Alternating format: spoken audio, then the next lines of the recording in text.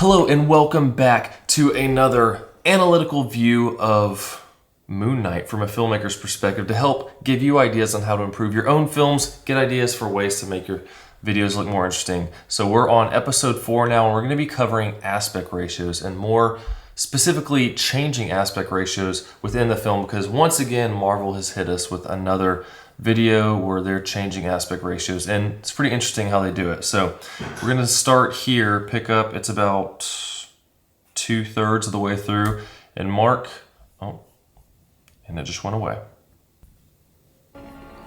But Mark is in the water here. I'm not going to tell you why, you'll just find out later. Oh, and just be aware, probably some spoilers to come, because there's some crazy stuff that happens in this episode, but I'll try not to give too much away and just talk about what's going on. So we got him floating down some of this water. It's kind of weird just watching it without any context.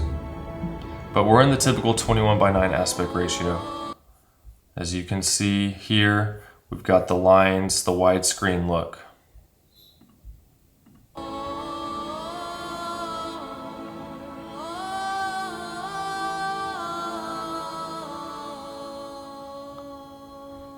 Oh, something else to bring up real quick before we touch on the aspect ratio.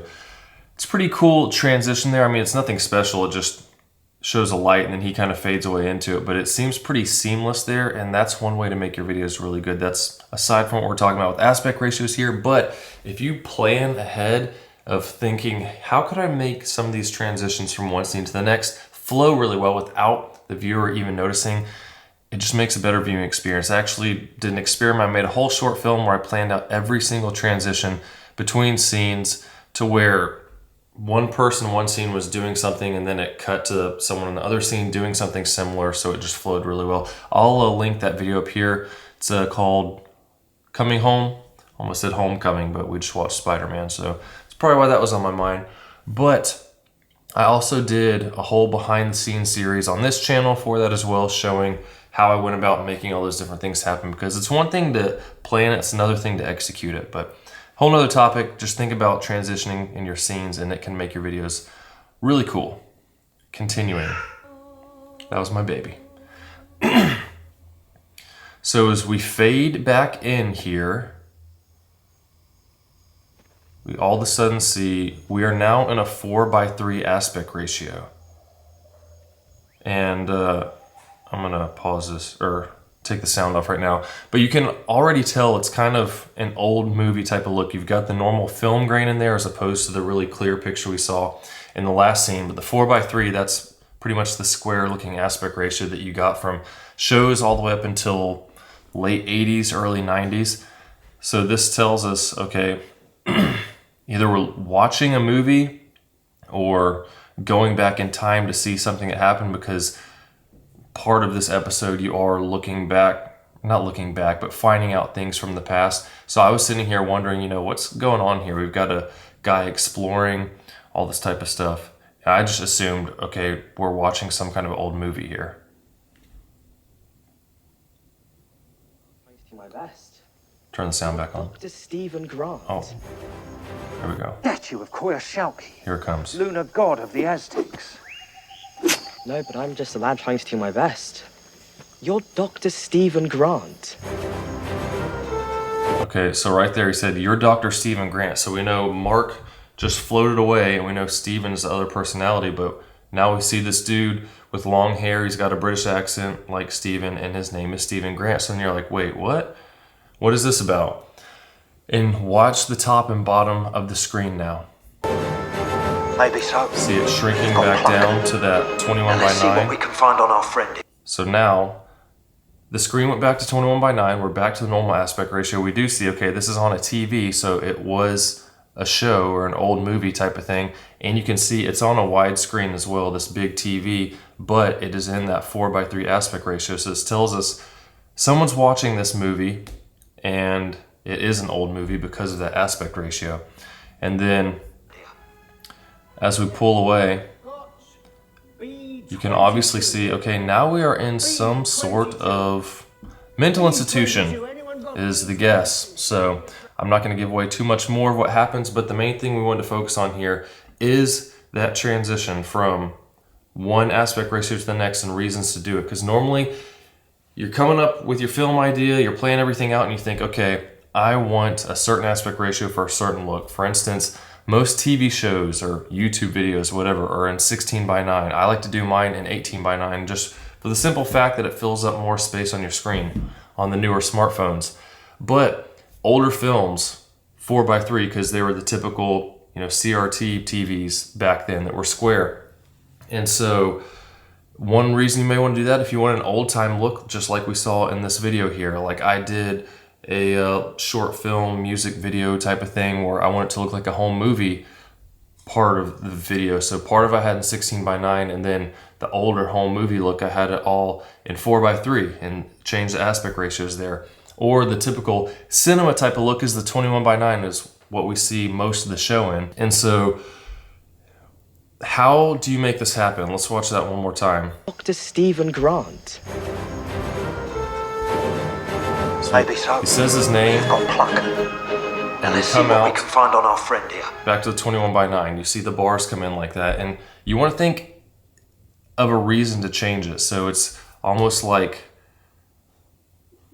we saw him floating away in that water, and it's like we went maybe into his mind or came out of his mind, not sure, but into this, which seems like this probably plays something into the reason why he thinks there's another British personality in his head.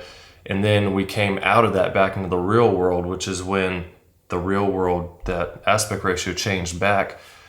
I mean, you don't want to look too much into those things. Obviously, it just looks better. You're going to play the 4:3 video in the certain way that it's meant to be seen.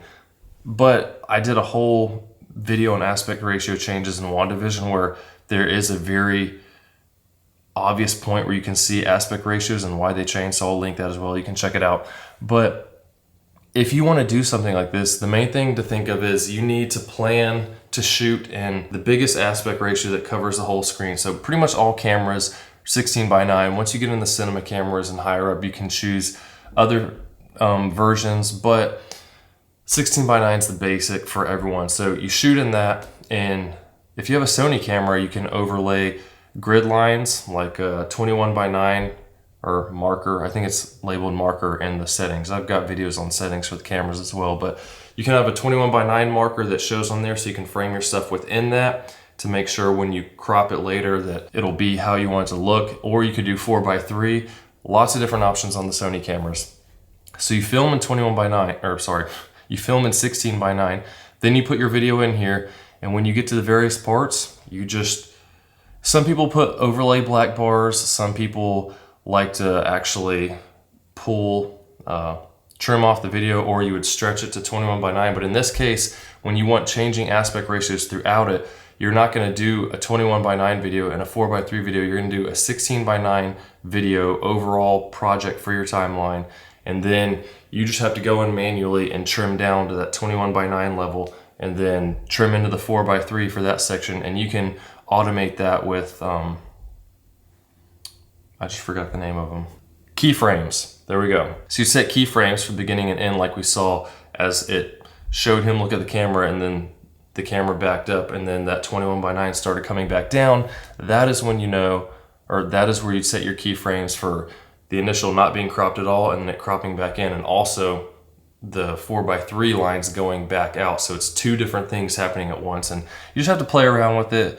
It's kind of a pain, but once you tinker with it and get it right, then it will be good. But that's all I'm covering today. I don't want to give away a lot. The rest of the 10-15 minutes of this episode were pretty interesting in how it played back to the whole last few episodes and everything that happened, and you're like, totally throws you for a loop, especially the end. Don't really know what's going on. But aspect ratios, if you have any questions about that, I've got lots of videos on aspect ratios, what they are overall, how to set them up, how to set up videos in 21:9, 4:3, all that type of stuff, reasons to change them, examples in other movies. So let me know if you have any questions about that. If you're wanting to change aspect ratios, what dimensions, whatever you would need for whatever type of project you're doing, I'd like to help you out, and leave any comments with what you thought in the comment section of episode 4. Try not to give anything away, at least for the first few days until people have had a chance to see it. But that's about it. Looking forward to the next episode because this one definitely left me wanting to know more, and I'll see you soon.